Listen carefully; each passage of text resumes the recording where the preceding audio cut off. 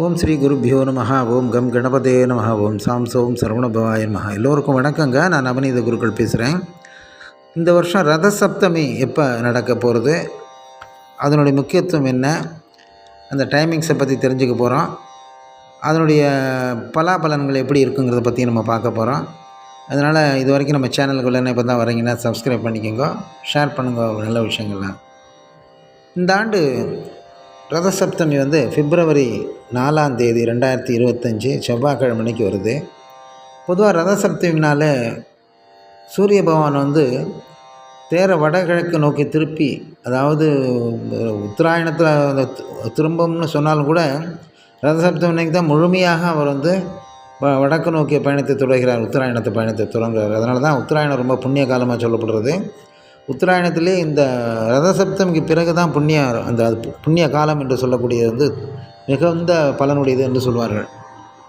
அதனால் இந்த ரதசப்தமியில் அதிகாலையில் குளிக்கிறது ரொம்ப முக்கியத்துவம் வாய்ந்தது. வீட்டில் முன்னாடி பெண்கள்லாம் அந்த ரதசப்தமி அன்னைக்கு ரதத்தில் சூரியன் இருக்க மாதிரி கோலங்கள்லாம் வாசலில் போடுவாங்க. விசேஷமாக சூரிய பகவானை வரவேற்று கோதுமை தானங்கள் செய்கிறது, விசேஷமாக சூரிய பகவானுக்கு அர்ச்சனைகள் செய்வது, அபிஷேகம் செய்வது, இதெல்லாம் நடக்கும்.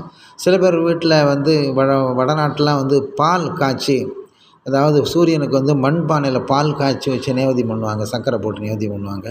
இதெல்லாம் வழக்கமாக நடக்கிறது. சூரியனுடைய 12 நாமங்களை சொல்லி பூஜை பண்ணுறது, இதெல்லாம் சிறப்பு.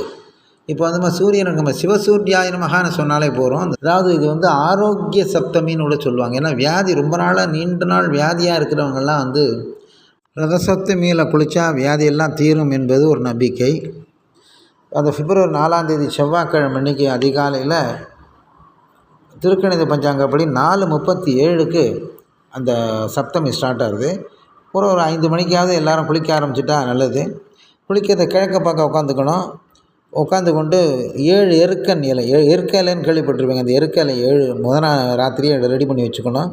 அதை தலையில் வச்சுக்கிண்டு அட்சதையை போட்டுக்கிண்டு கங்கா யமுனா சரஸ்வதி நினச்சிக்கிண்டு தலையில் ஊற்றிக்கிட்டு அந்த 7 எருக்க நிலையும் தலையில் கொஞ்சம் நேரம் வச்சுருந்து அப்படியே பின்பக்கமாக தள்ளி விட்டுட்டு அப்புறம் குளிச்சு விட்டு சூரிய பகவானை பிரார்த்தனை பண்ண வேண்டியதான்.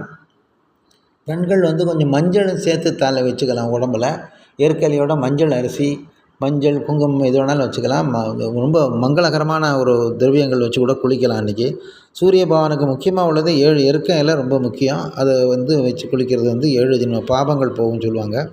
இந்த சப்தமி அன்னைக்கு சூரிய பகவான் திரும்பி உத்தராயண பயணத்தை முழுமையாக தொடங்குகிறார். அந்த நாள் மிக முக்கியமான நாள். நமக்கு பாவங்கள் எல்லாம் தீரக்கூடிய அருமையான நாள். இந்த நாளில் எல்லோரும் சீக்கிரமாக குளிச்சு விட்டு பகவானை வேண்டிக்கணும். சூரிய பகவானுக்கு கரெக்டாக சப்தமி ஸ்டார்ட் பண்ணுறது டியூஸ்டே, அதாவது பிப்ரவரி 4ஆம் தேதி அதிகாலை 4:37க்கு திருக்கணிதப்படி ஸ்டார்ட் ஆகுது. முடிகிறது 5/2/2005 புதன்கிழமை அதிகாலை 2:31 வரைக்கும் இருக்குது. அதனால் எல்லோரும் இந்த சப்தமி நாளில் சூரிய பகவானை பிரார்த்தனை பண்ணி சூரியனுடைய அனுகிரகத்தை பெற்றுக்கொள்ளுமாறு கண்போடு கேட்டுக்கொள்கின்றேன். சூரியனுடைய சோஸ்திரங்கள் எல்லாம் அன்றைக்கு படிக்கலாம். சூரியனுடைய ஆதித்ய ஹிருதயம் படிக்கலாம். யூடியூப்பில் போட்டு கூட நீங்கள் கேட்கலாம்.